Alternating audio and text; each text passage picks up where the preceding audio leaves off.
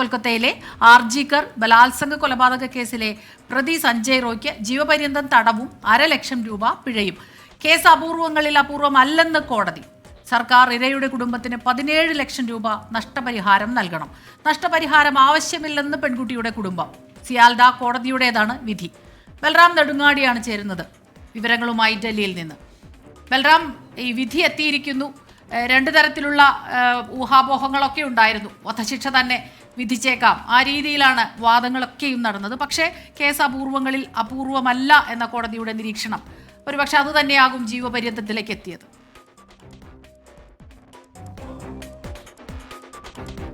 സ്മിത, രാജ്യം കാത്തിരുന്ന ഒരു വിധിയാണ് കൊൽക്കത്തയിലെ സിയാൽദ അഡീഷണൽ സെഷൻസ് കോടതിയിൽ നിന്നും അല്പസമയം മുമ്പ് പുറത്തു വന്നിരിക്കുന്നത്. സ്മിത സൂചിപ്പിച്ച പോലെ തന്നെ നേരത്തെ ഈ കേസിൽ ഉണ്ടായ ദേശീയ പ്രാധാന്യം, വലിയ സമരങ്ങൾ, ഒപ്പം തന്നെ ഈ സംഭവത്തിൻ്റെ ക്രൂര സ്വഭാവം എന്നിവ പരിഗണിച്ചുകൊണ്ട് പ്രതിക്ക് വധശിക്ഷ ലഭിച്ചേക്കും എന്ന പ്രതീക്ഷ ഈ പെൺകുട്ടിക്ക് നീതി തേടി പ്രതിഷേധിക്കുന്നവരുടെയും ഒപ്പം മാതാപിതാക്കളുടെയും ഭാഗത്തു നിന്ന് ഉണ്ടായിരുന്നു.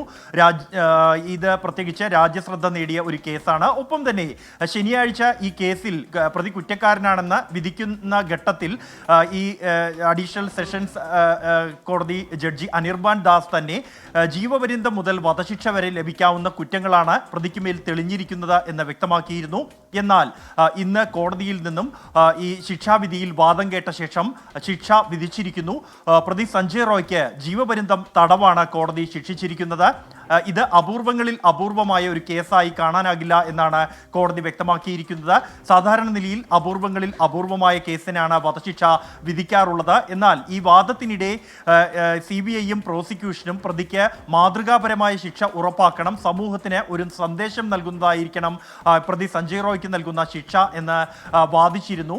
പ്രത്യേകിച്ച് സമൂഹത്തിന് ഗുണം ചെയ്യാവുന്ന ഒരു ഡോക്ടറെയാണ് ഈ പ്രതി ഇല്ലാതാക്കിയത് അതിക്രൂരമായി എന്ന കാര്യം അടക്കം പ്രോസിക്യൂഷൻ കോടതിക്ക് മുന്നിൽ ചൂണ്ടിക്കാണിച്ചിരുന്നു. എന്നാൽ താൻ നിരപരാധിയാണ് എന്നും തൻ്റെ മേൽ ആസൂത്രിതമായി കെട്ടിവെക്കപ്പെട്ടതാണ് ഈ കേസ് എന്നതടക്കമുള്ള വാദങ്ങളാണ് പ്രതി സഞ്ജയ് റോയ് നേരിട്ട് തന്നെ കോടതിക്ക് മുന്നിൽ ബോധിപ്പിക്കാൻ ശ്രമിച്ചത്. ഇത് പൂർത്തിയായ ശേഷമാണ് കോടതി വിധി പറഞ്ഞിരിക്കുന്നത്.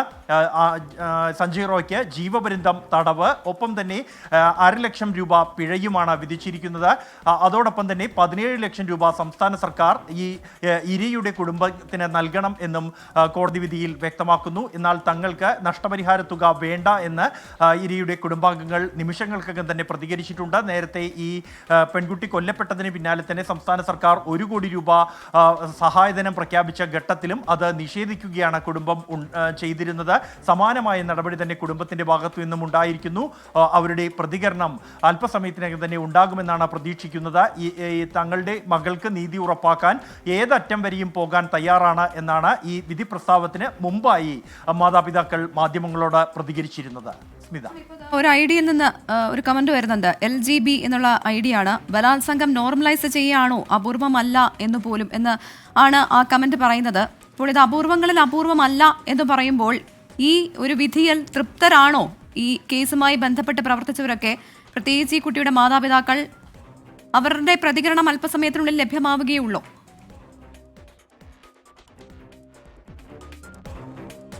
ഈ പ്രതിക്ക് കടുത്ത ശിക്ഷ, വധശിക്ഷ തന്നെ ഉറപ്പാക്കണം എന്ന ആവശ്യമാണ് കൊൽക്കത്തയിൽ ഈ സംഭവം നടന്ന് ദിവസങ്ങൾക്കകം തന്നെ ഉയർന്ന പ്രതിഷേധ റാലികളിലും പ്രതിഷേധ പ്രകടനങ്ങളിലും കണ്ടത്. അത്തരത്തിലുള്ള പോസ്റ്ററുകൾ, മുദ്രാവാക്യങ്ങൾ എല്ലാം തന്നെ ഉയർന്നിരുന്നു. അതിക്രൂരമായ ബലാത്സംഗ കൊലപാതക കേസാണ് ഉണ്ടായത്. പ്രത്യേകിച്ചും ഈ പെൺകുട്ടിക്ക് ഏറ്റിരുന്ന അതിഗുരുതരമായ മുറിവുകൾ, ശരീരമാസകലം മുറിവുകൾ ഏറ്റത് ഇത് ഒരു കൂട്ടബലാത്സംഗമാണോ എന്ന് സംശയിച്ചിരുന്നു. അത്രത്തോളം ക്രൂരമായ നടപടി ഈ പ്രതിയുടെ ഭാഗത്തു നിന്നും ഉണ്ടായി എന്നുള്ളത് വ്യക്തമാണ്. അതുകൊണ്ട് തന്നെ വധശിക്ഷ എന്ന ആവശ്യം ഈ പെൺകുട്ടിയുടെ കുടുംബാംഗങ്ങളും ഈ പെൺകുട്ടിക്ക് വേണ്ടി പ്രതിഷേധിക്കുന്നവരും നേരത്തെ മുതൽ തന്നെ ഉന്നയിച്ചിട്ടുണ്ട്. രാജ്യവ്യാപകമായ പ്രതിഷേധങ്ങൾ, രാജ്യത്തെ ആശുപത്രികൾ ദിവസങ്ങളോളം നിശ്ചലമാകുന്ന അതുമെല്ലാം തന്നെ ഈ കേസിൽ നമ്മൾ കണ്ടതാണ്. എന്നാൽ അത്രത്തോളം ഈ കേസിന്റെ ആഘാതം, പ്രാധാന്യം അവ കോടതിക്ക് മുന്നിൽ ബോധ്യപ്പെടുത്താൻ പ്രോസിക്യൂഷനോ CBI CBIക്കോ കഴിഞ്ഞില്ല എന്ന് വേണം വിലയിരുത്താൻ ഈ ഘട്ടത്തിൽ നമുക്ക്. കാരണം ശാസ്ത്രീയ തെളിവുകളിൽ പ്രതി കുറ്റം ചെയ്തതായി കോടതി കണ്ടെത്തിയിരിക്കുന്നു. അത് ശിക്ഷാവിധിയിൽ ശരിവെക്കുകയും ചെയ്തിട്ടുണ്ട്. എങ്കിൽ പോലും അപൂർവങ്ങളിൽ അപൂർവമല്ല ഈ കേസ് എന്ന കോടതിയുടെ ഭാഗത്തു നിന്നുള്ള നിരീക്ഷണം ഉണ്ടായിരിക്കുന്നു. ഇതിന്റെ അടിസ്ഥാനത്തിൽ തന്നെയാകണം പ്രതിക്ക് വധശിക്ഷ നൽകാതെ ജീവപര്യന്തം തടവ് ശിക്ഷ വിധിച്ചിരിക്കുന്നതും കോടതി. ഇത്രത്തോളം രാഷ്ട്രീയ പ്രാധാന്യമുള്ള അല്ലെങ്കിൽ ദേശീയ തലത്തിൽ തന്നെ വലിയ തോതിൽ ചർച്ച ചെയ്യപ്പെടുകയും രാജ്യത്തെ സ്ത്രീകളും യുവാക്കളും വിദ്യാർത്ഥികളും അടക്കമുള്ളവർ തെരുവിലിറങ്ങുകയും ചെയ്ത ഒരു കേസാണ് കൊൽക്കത്തയിലെ ആർജിക്കർ മെഡിക്കൽ കോളേജിലെ ജൂനിയർ ഡോക്ടറുടെ ബലാത്സംഗ കൊലപാതക കേസ്.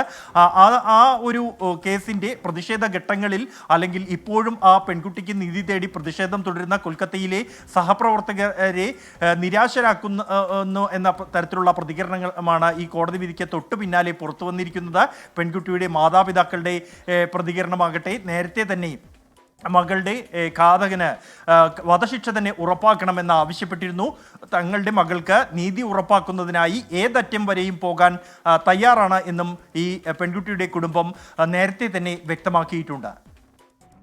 അതുപോലെ തന്നെ താൻ ഇത് ചെയ്തിട്ടില്ല, തന്നെ എല്ലാവരും കൂടെ ചേർന്ന് ഇതിൽ കുടുക്കിയതാണെന്നായിരുന്നല്ലോ സഞ്ജയ് റോയിയുടെ വാദം. അതിന് ഉപോത്ബലകമായി സഞ്ജയ് പറഞ്ഞിരുന്നത് അവിടെയുള്ള എല്ലാ സാധനങ്ങളും നശിപ്പിക്കപ്പെട്ടു, പക്ഷേ തൻ്റെ കഴുത്തിൽ കിടന്നിരുന്ന രുദ്രാക്ഷമാല അത് അതേപോലെ തന്നെയായിരുന്നു. അപ്പോൾ താനാണ് അത് ചെയ്തതെങ്കിൽ ആദ്യം അത് തന്നെ പൊട്ടുകയില്ലായിരുന്നു എന്ന ചോദ്യമൊക്കെ ഉന്നയിച്ചു. കോടതി അത് കേൾക്കുകയും ചെയ്തു. ഏത് രീതിയിലാണ് ഈ സഞ്ജയ് റോയിയുടെ വാദങ്ങൾ ഈ കേസിനെ സ്വാധീനിച്ചിരിക്കുന്നത്?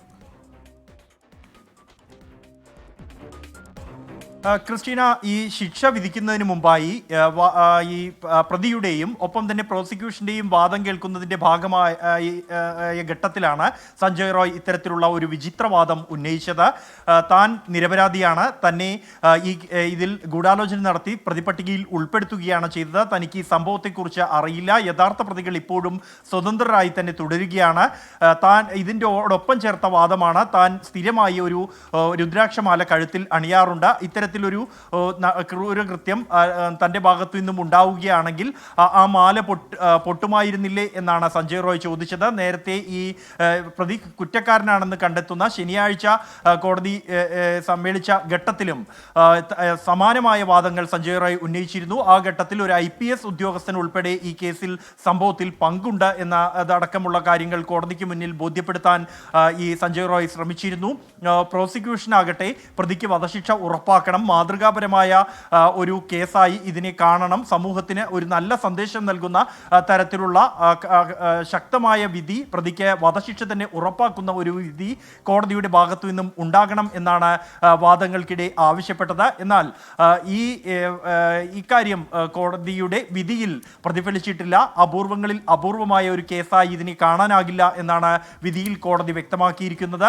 പ്രതിക്ക് ജീവപര്യന്തം ശിക്ഷയാണ് കൊൽക്കത്ത സിയാൽദയിലെ അഡീഷണൽ സെഷൻസ് കോടതി വിധിച്ചിരിക്കുന്നത്. ബൽറാം, ഇതിൽ ഈ പ്രതിയുടെ ഭാഗത്തു നിന്ന് ഇതിനു മുൻപും ക്രിമിനൽ സ്വഭാവത്തിലുള്ള ചില കാര്യങ്ങൾ ഉണ്ടായിട്ടുണ്ട് എന്നുള്ളത് അത് അന്വേഷണത്തിൽ കണ്ടെത്തിയതാണ്. ഭാര്യയെ മർദ്ദിക്കുക സ്ഥിരമായിരുന്നു, കൂടാതെ ആശുപത്രിയിൽ മുൻപും സ്ത്രീകളോട് അപമര്യാദയായി പെരുമാറിയിട്ടുണ്ട്. അപ്പോൾ ആ ഒരു ക്രിമിനൽ പശ്ചാത്തലം ഇന്ന് കോടതി പരിഗണിച്ചോ?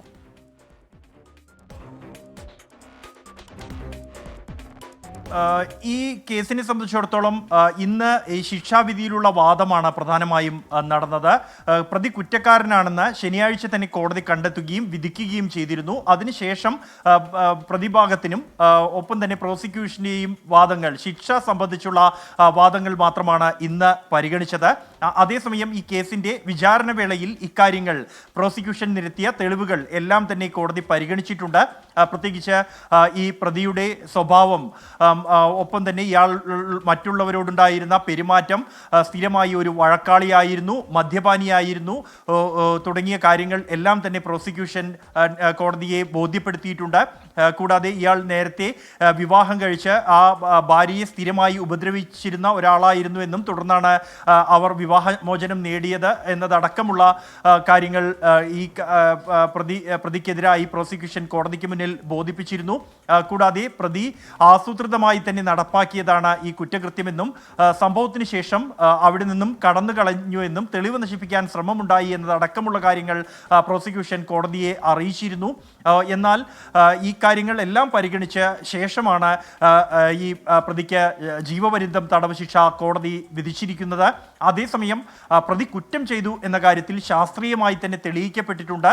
താൻ നിരപരാധിയാണ് എന്ന സഞ്ജയ് റോയുടെ വാദം കോടതി പൂർണ്ണമായും തള്ളുകയാണ്. പ്രതിക്കെതിരായ ശാസ്ത്രീയ തെളിവുകൾ കണ്ടെത്തിയിട്ടുണ്ട് എന്ന് തന്നെയാണ് കോടതി ഇന്നും ആവർത്തിച്ചത്. ഇതിന്റെ അടിസ്ഥാനത്തിൽ തന്നെയാണ് ജീവപര്യന്തം ശിക്ഷ പ്രതി സഞ്ജയ് റോയ്ക്ക് വിധിച്ചിരിക്കുന്നത്. കൂടാതെ 50,000 രൂപ ഇരയുടെ പിഴ അടയ്ക്കാനും കോടതി വിധിച്ചിട്ടുണ്ട്. ഇരയുടെ മാതാപിതാക്കൾക്ക് സംസ്ഥാന സർക്കാർ 17 ലക്ഷം രൂപ നഷ്ടപരിഹാരം നൽകണം എന്നും കൊൽക്കത്ത സിയാൽദ അഡീഷണൽ സെഷൻസ് കോടതിയുടെ വിധിയിൽ വ്യക്തമാക്കുന്നുണ്ട്.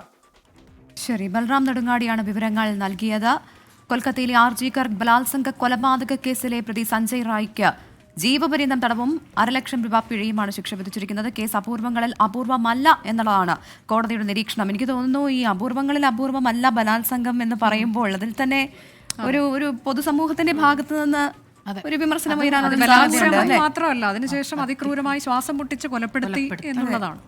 എന്തായാലും മേൽക്കോടതിയെ സമീപിക്കാനുള്ള സാധ്യത എന്തായാലും പ്രതികരണത്തിലുണ്ടായിരുന്ന മുറിവുകൾ അത് അതിക്രൂരമായിട്ടാണ് ഇത് ചെയ്തതെന്നാണ്. തീർച്ചയായിട്ടും അത് അപൂർവങ്ങളിൽ അപൂർവമായി പരിഗണിക്കേണ്ടതാണ്. എന്താണ് സംഭവിച്ചത് ഇനിയിപ്പോൾ ഹയർ മുഖ്യമന്ത്രി മമതാ ബാനർജി ആദ്യമേ പറഞ്ഞിരുന്നത് ഇതിന് വധശിക്ഷ തന്നെ ഉറപ്പാക്കണമെന്നാണ്. പക്ഷെ അതിനുശേഷം എന്താണോ കോടതിയുടെ വിധി അതിനെ മാനിക്കുന്നു എന്നൊരു അഭിപ്രായത്തിലേക്ക് മമതാ ബാനർജിയും മാറി എന്നാണ് മനസ്സിലാക്കാനാവുന്നത്. ഇനിയിപ്പോ ഈ പെൺകുട്ടിയുടെ കുടുംബാംഗങ്ങളുടെ ഒരു പ്രതികരണം കൂടി മാത്രമല്ല വലിയ പ്രതിഷേധം ഇതുമായി ബന്ധപ്പെട്ട ആശുപത്രിക്ക് മുന്നിൽ ഉണ്ടായിരുന്നു ആ ദിവസങ്ങളിലൊക്കെ. അപ്പോൾ ഈ കേസുമായി ബന്ധപ്പെട്ട് ഒരുപാട് ഡോക്ടേഴ്സ് അതിന്റെ പ്രതിഷേധം അറിയിച്ചു.